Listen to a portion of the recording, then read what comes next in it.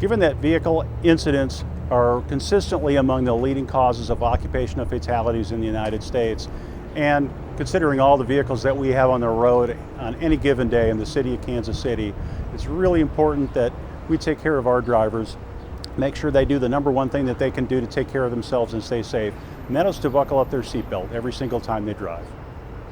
This is a very personal issue to me. As a friend of mine who I've known for nearly 20 years almost lost her daughter in a car accident. Becca, who was 13 at the time, was thrown from the vehicle. She wasn't wearing her seatbelt.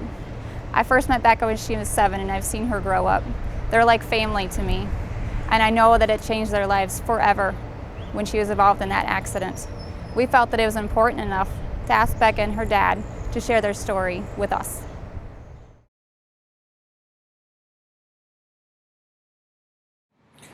Hi, my name is Bill Wilson, I'm Becca.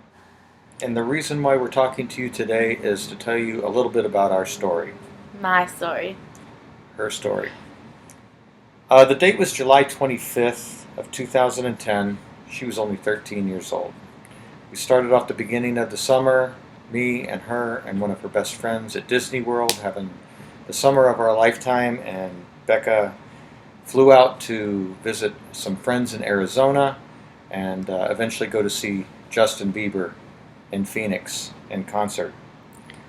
Monday morning, the 26th, we got a phone call on my cell phone from an area code that I did not recognize, and on the other line was a pediatric neurosurgeon identifying himself from the Phoenix Children's Hospital. Asked me if my daughter's name was Rebecca and told me that she was on life support in critical condition at Phoenix Children's Hospital as a result of a motor vehicle accident in which she did not have her seatbelt on. There wasn't anything that could prepare us that day, what we walked into in the intensive care unit when we got there. Rebecca suffered some serious injuries, traumatic brain injury.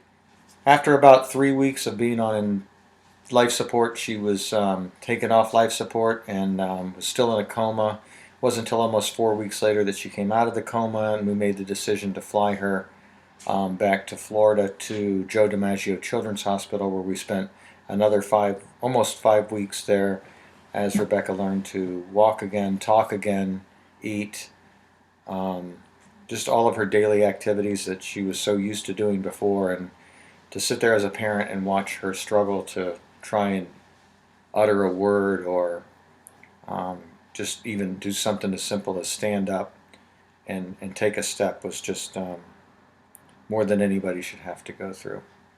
I don't remember anything from right when we got in the car to the accident, and I don't remember anything until about 2 weeks before I left Joe DiMaggio in Hollywood. I finally, after a year and a half, got my friend Kirsty to tell me what happened because she wouldn't tell me for the longest time. And what she told me was that we got in the car and I didn't put my seatbelt on because there was stuff like packed in the car and there was a pillow behind me. And I just didn't think it was a big deal, I guess. And my friend didn't think it was she had a bad feeling about it, but she didn't think that she should make a big deal out of it right before the concert and get in a fight and stuff. Even around that time, I was always the person, big, put your seatbelt on, put your seatbelt on. And I don't know why I didn't wear it. And I really wish I was wearing it. I know how much it hurts your family, like, to see you go through that. It breaks their hearts, like, no matter how old you are. If you're a 30-year-old man, like, it's still gonna hurt your parents, or it's gonna hurt your kids. Like, no one wants to see you go through that. There's no doubt in my mind that if Rebecca would have been wearing her seatbelt, not saying that she wouldn't have been injured, but she wouldn't have had to go through what she went through. Her friend Kirsty that was sitting next to her was in her seatbelt. She was treated and released. So please wear your seat belts. It just takes a second to click them on. And don't let something like this happen to you or your family.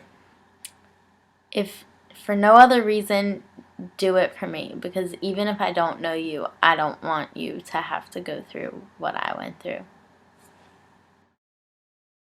We hope you've been able to take away something from Becca's story. We know from the health risk assessment that approximately 20% of all city employees either don't wear their seatbelt all the time or don't wear it at all.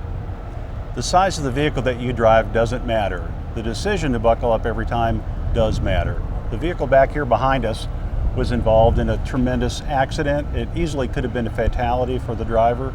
Fortunately, that driver was wearing their seatbelt. This is something that we want all Kansas City drivers to do. Get in the habit, buckle up every time. Who will you buckle up for?